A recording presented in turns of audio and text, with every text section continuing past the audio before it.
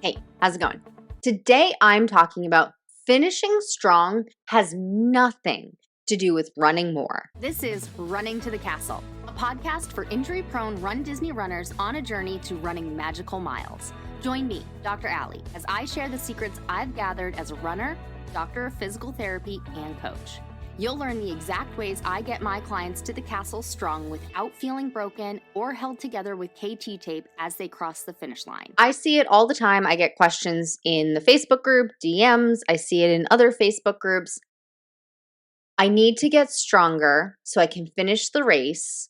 I'm going to run more. I'm going to add another run to my week. I am going to add more miles to my long run. I just need to get to this amount of long run distance to guarantee I finish the race strong. No, that will not help. It may help somebody, but if you are listening to this podcast, you are likely slow, back of the pack, not really a runner, coming back from an injury, injury prone, not a professional athlete, not an elite athlete, not getting a 3-hour marathon, sub 3-hour marathon. So, in my professional experience, running more won't mean you finish strong. I do know that there is a popular training plan out there that says you bonk at the miles you train to. And so the theory is that if you want to cross the finish line feeling strong, legs feeling good, you need to run more than your race distance. So that training plan recommends 14 miles if you're doing a half marathon, 27 or 28 miles if you're doing a full marathon, and build and build and build, run more and more and more so that you don't bonk or lose your energy at partway through your race. And I understand the theory, but in practice, it doesn't work. You end up exhausting yourself, and so then you aren't prepared for race day. Specifically because with the way this training plan is written, you run 14 miles 2 weeks before your half marathon. You run 26, 27, 28 miles 2 to 3 weeks before your marathon. That is not enough time to recover from all of those miles. So running more in this case will make the opposite happen. You will not finish strong. You will be lucky if you get to the start line. And, I hear all the time, you practice like you play. So yeah, you need to get to at least race distance in order to finish strong. That's not what that saying means. It means simulate situations that are like game day, that are like how you are going to play. So practice like you play. Let's take soccer as an example, right? So I grew up playing soccer, and I started 11v11 when I was in 5th grade. So that's 10 or 11 years old. 11 years old, I think. Started 11v11. When I first transitioned, now I can't speak to 6-on-6 because I don't remember what it was like starting 6v6 because I started playing soccer when I was 3 years old. I don't remember those things. I do remember 5th grade. I do remember starting 11v11. So that's where I'll start. So when you look at playing 11v11 soccer, you have 11 players on one team versus 11 players on the other team. It's a large field, and you play for 90 minutes. 6v6, you play for shorter. Now, when we first went out there, I had practice twice a week for 2 hours. Did we go and play a game every single practice in preparation for the game on Sunday? No, we did not. But wouldn't that mean practice like you play? You go and practice like you're in a game day situation, not by not by playing a 90-minute game twice a week to prepare for a 90-minute game on Sunday. That would exhaust you. In a 2-hour practice, we had little drills, we had shooting drills, we had dribbling drills, we had throw-in drills, we had set plays like corner kicks, throw-ins, direct kicks, indirect kicks, goal kicks, starting the game. We had discussion about if this happens, you do this. Like I had a discussion, I remember, so with 11v11, with an indirect versus a direct kick, it's based on what kind of foul happened, right? So in a direct kick means that nobody else needs to touch the ball in order for the person to kick it, and if it goes in the net, it scores a goal. An indirect kick means that it has to touch another player on the field in order for it to count as a goal if it goes in the back of the net. Now, when I first started playing 11v11, so I was goalie, and my coach told me there was a set play. It was an indirect kick, and one of my teammates told me, just let it go in. And I said, okay. And it didn't make any sense to me. Well, she was thinking, and she didn't explain it. I literally remember her saying, just let it go in. And I did. I let it go in, and they scored. But somebody else touched the ball, and I should say the ball has to roll a full revolution. So somebody will touch it and let it start rolling a full revolution, and then the other person kicks it. And that's what happened. The person touched the ball, so it's no longer it no longer doesn't count if it goes in, meaning if it goes in, it counts. I should have tried to save, but I didn't know it. So anyway, you go through all of these scenarios of if this happens, do this. And that's what practice like you play for running a RunDisney race means. You start with different scenarios. Like, what happens if you run out of water too soon? What happens if you get hungrier sooner? What happens if you lose your fuel? What happens if you start getting a blister? What happens if your leggings tear? What happens if you don't have your pair of shoes? You forget your shoes at home. Those kinds of situations. And then you practice different scenarios to build your strength, build your endurance, build your speed, but in a confined amount, not replicating, just go and run a half marathon to train for your marathon. Just go and run 14 miles to train for your half marathon.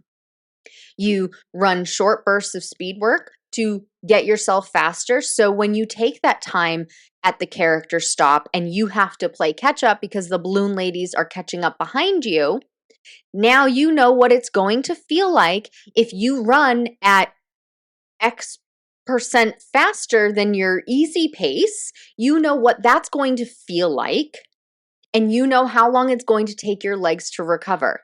Running up hills. Practice running up the hills to practice going up those ramps and knowing what it feels like and having the energy, the endurance, the strength to run up those ramps, because we know at RunDisney you have all these on-off ramps that you have to run up and down, but also practice it so you know if you sprint at 110% up the ramp, you know what that's going to feel like and how long it's going to take you to recover from that. So then when your legs start feeling like jello, you don't panic and say, oh my God, are my legs going to collapse? What am I going to do? I still have 7 miles left to go. You can say, okay, I've felt this before. It will go away in the next 2 minutes, 3 minutes, 5 minutes. Or you've already gone through that, so you know not to sprint 110% up the hill because you know it will take you 10 minutes to recover and you don't want to take 10 minutes to recover. So you sprint 50% up the hill and it will take you 1 minute to recover. So that's what practicing like you play means to help you finish strong. Finishing strong has nothing to do with running more. It's strategy. How are you going to manipulate and strategize your training over weeks, months, or years to finish strong? Now, I work with many runners who decide to run a marathon before they've ever even run a half marathon. I had a member in Stronger, Faster, Finisher in March who decided to run the marathon over marathon weekend in 2025. She decided that partway through her princess training. She had started training for princess in like July or August. It was going so well that by the time she hit 8 to 10 miles, she was like, I could totally run more. And spots had opened up for the marathon. She said, I'm going to run the marathon. And so she did. And it went okay, not as great as she would have liked. And she wanted to do better for next time. So she joined Stronger, Faster, Finisher to get stronger so that next year for Dopey, she would have more energy and finish strong. But the plan to get her to finish strong, now, of course, the next Dopey has not happened yet, but the plan to get her strong when she was in Stronger, Faster, Finisher, it did not have her running more. And that's confusing. It was strategic working on strength and speed during that portion of training because we were in March, April, May, and June. We were not in training yet. So during that time period, that's when we worked on speed. That's when we worked on strength and getting stronger, lifting heavier to make it so that that would then translate when she was in training for Dopey, that things were already easier.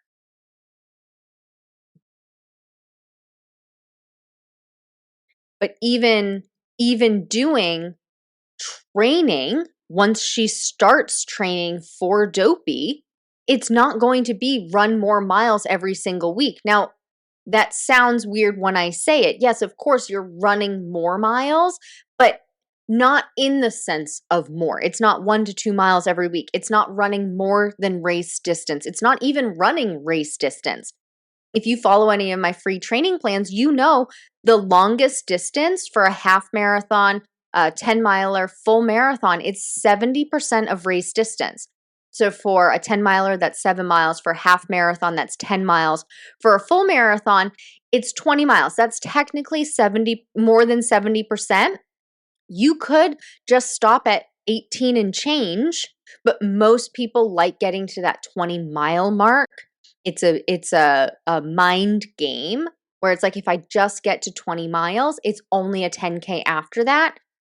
So many people have that feeling that that's in the training plan because it's not that much more, but we're not running race distance. I do recommend running race time or going race time. You could walk it. That's okay. You could walk more. That's okay. But running more, it's going to exhaust your muscles. Adding another run during the week, I see this one all the time too. Oh, I'm training for a half marathon and I really want to make sure that my legs are ready for race day. So instead of running 4 days a week, I'm running 5 days a week. Now, for a half marathon, I recommend running 3 days a week and doing cross training, but it's working those muscles differently. So it's different. But running 4 or 5 days a week, that is just going to run your legs into the ground. It increases your risk of injury. And also, if you're running that many miles up to race day, or that many times a week rather, up to race day, your legs are going to be exhausted. If you really want to finish strong, do slow, strategized increases in your mileage. I do recommend 10% each week. But more importantly, when it comes to racing, race week, carb load. Having energy in your legs so that they don't feel like lead when you're on race day, you need glycogen stores in your legs. That's what gets you further and further and further. I just did a long run the other day. At the time of recording this, it is, I am in taper for Halloween half marathon weekend. I just ran my 10-mile long run, longest run. I felt like I could go forever. And that is because I have increased slowly. So it's not a big jolt on my body. I ate a lot the night before. We had steak, baked potato, and I had 3 King's Hawaiian sweet dinner rolls. I should have, could have had more, and I had carrots. So the baked potato, the carrots, the bread, that's all carbs to give me some glycogen stores for when I go and run the next day. Now, leading up to my half marathon, I will do that for 2.5 to 3 days. I'm also doing the challenge, so 10K and half marathon. And to mention, I am also doing the 5K. So I'm going to be carb loading leading up to all of those races.